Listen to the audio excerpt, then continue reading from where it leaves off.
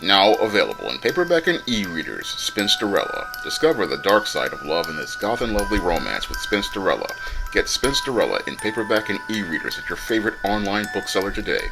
I've often said that the art and literature give us a snapshot of a picture of time. And I was reading some old romance comics from the 1940s, 1950s, and 1960s, which gave me some insight into many of the issues plaguing women today. Now, many who grew up in the feminist culture of the late 60s and 1970s would say that romance comics were oftentimes sexist and oftentimes went and presented an image of women that was considered demeaning to them. However, when I take a critical examination of these romance comics, they really give us some insight into many of the problems women are suffering today. Now, in one romance comic I read from the 1950s, it spoke about this woman who was focused on her career.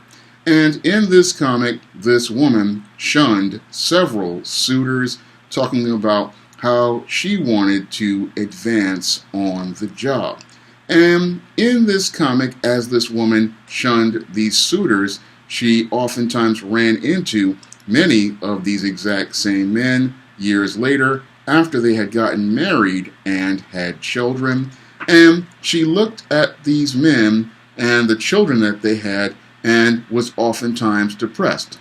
And this story ends with this woman crying in her bed alone, wishing that she had that marriage and that family with that man she rejected.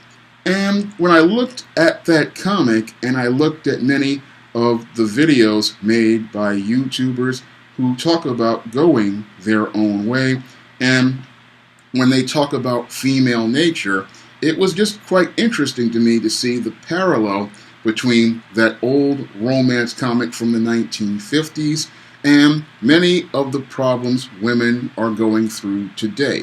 Because many women today oftentimes complain about not being able to find a man to get married.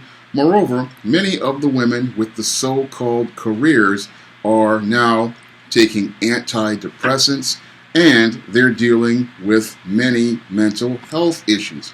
And I have to wonder if that romance comic from the 1950s that feminists said were so sexist and archaic from the late 60s on wasn't a warning to those women about the problems they were going to have today. Because those romance comics, it looks like that people were making fun of from the late 60s onward.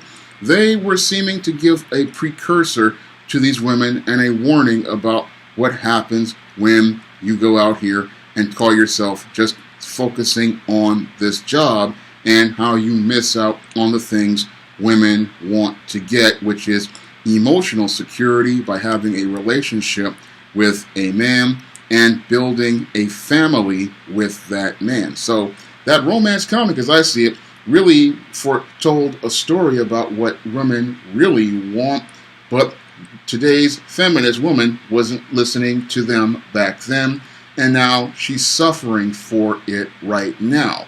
And another romance comic I read really gave me a clearer picture about female nature and hypergamy. Now, this romance comic I read from the 1960s showed me a picture, a story of a woman who decided that she was going to play the field, and what she was going to do was try to use different men to advance herself at their expense. And when I read that comic, it reminded me a lot of what I heard many guys out here talking about as related to monkey branching.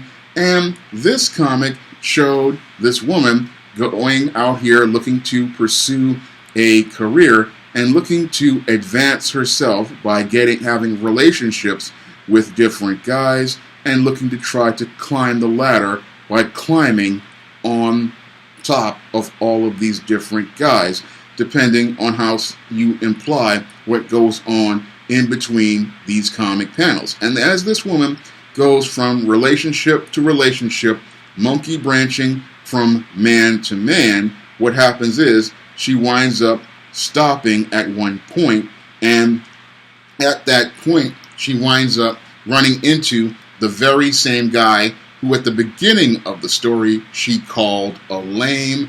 And what happens is this guy who she runs in, who she calls a lame, finds out from the other guys that she's a monkey brancher, and he decides to drop her right there. And what happens in the story at the end is this guy who she called a lame turns out to be one of the most successful guys, because what she wanted to do was tell the lame, oh, she didn't want anything to do with him, and she wanted to get with these more successful guys. But at the end, he becomes the ultimate successful guy, and he winds up dropping her, and she winds up with absolutely nothing at the end of the story. So when I looked at that story, it really mirrors what happens to a lot of these modern American women out here these days. A lot of these modern American women, they will have a decent guy looking to pursue them and try to look to build with them. But because this woman is caught up in feminism and wants to get this career with these higher end guys, what happens is she winds up going out here, getting involved with the higher end guys, looking to monkey branch from one man to the other. And then eventually what happens is she winds up at a point where she can no longer monkey branch, because all the guys know that she's a gold digger. And once they find out that she's a gold digger, they tell other men, like the lame at the beginning of this romance story. And what that lame does is he decides not to get involved with her, and this woman winds up missing out on an opportunity at having a relationship. And I find it interesting that they said that these kind of comics were sexist, but when I look at the stories that were presented to them, these kind of stories were warning signs to women about how they should carry and conduct themselves. Moreover, they gave us a snapshot into female behavior back then, because back then you had in these romance comics these writers trying to tell women how to carry and conduct themselves so that they could have some success in life. But your feminists, they thought that, again, romance comics were sexist, and this is what led to the romance comics starting to decline in popularity. But the romance comics, again, they gave us this snapshot which showed us that these issues that women are having today, they had a root back then. And even though the feminists considered it sexist, people were trying to warn women back then not to get so focused on their careers that they wind up missing out on a relationship with a great guy. And they also warned women about trying to go out here and do things like participate in this hookup culture and go out here trying to play the field and trying to have different guys, because at the end of the day they will wind up with no guy, because once all guys find out that you have been with multiple partners, what they do is tell each other to avoid you and not consider you to be wife material. And again, I'm reading these romance comics from the 1940s, the 1950s, the early to mid 1960s, and again, I look at 2020 America and I look at those comics and I see them as something that tried to foreshadow the problems that women are having today.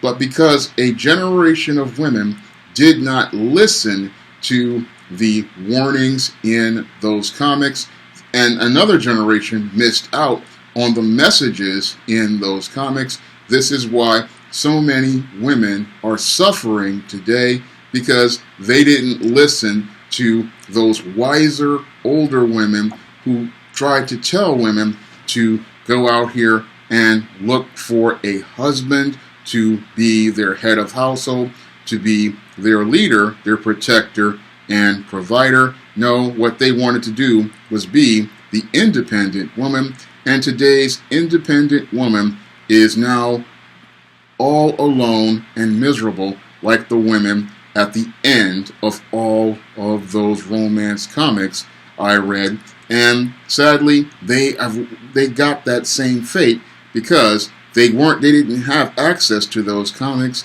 and they weren't able to heed the warnings in those comics, which tried to tell a generation of women during the baby boomer period how things would end if they did not have a man to be able to help them move their lives forward.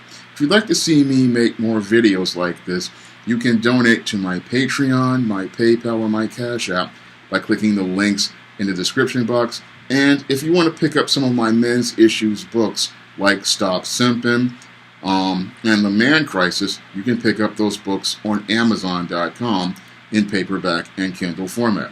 That's all I have to say for this video. You can comment, rate, and subscribe. Now available in paperback and e-readers, Spellbound, A Darker Shade of Black.